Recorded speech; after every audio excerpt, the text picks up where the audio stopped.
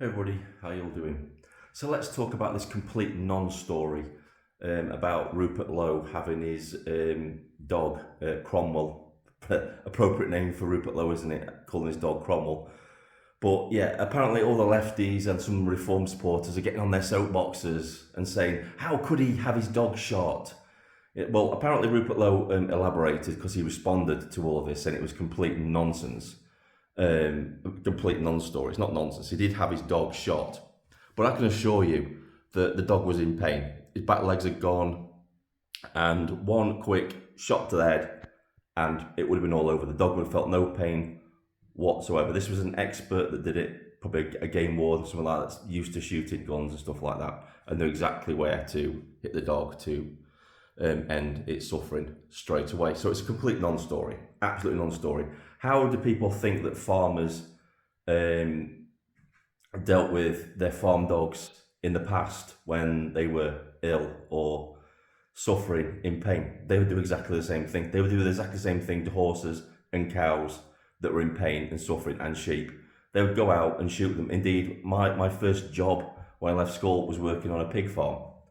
And the farmer used to go out in the field, and if there were any sheep that were suffering, he would just shoot them. He would just shoot them in the head and put them out of their misery and stop their suffering. And this is from the people, right, that have no issues with cows being strung up with their hind legs and then having their throats cut and letting them bleed to death in pain and agony. These are the same people that are calling out Rupert Lowe. The lefties, the Reform supporters.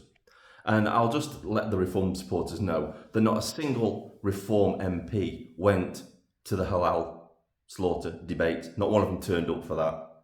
And apparently, the only person that Rupert Lowe told about this story, about him having his dog shot, was Lee Anderson.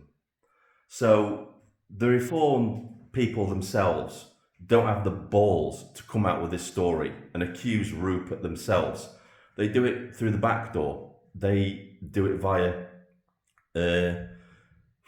briefing the press, well, which is basically GB News, which has basically become the Nigel Farage propaganda network in these later months. So yeah, it's a complete non-story, absolute complete non-story. All you lefties, all you Reform supporters, just get back in your box, you hypocrites, because I don't see you kicking up a fuss about Reform not going to the halal meat slaughter debate or anything like that. You're all hypocrites, and the reason they're doing this is because they're absolutely terrified of Rupert Lowe. They know he's a legitimate threat, and they keep saying that he's insignificant. Then if he's insignificant, why all these smear pieces? Why the constant attacks via the back door, cowardly attacks by the Reform Party on Rupert Lowe? If he's no threat to them. He is. They know he's a threat. We know he's a threat, and they're running scared. This is Vindicator, sign off.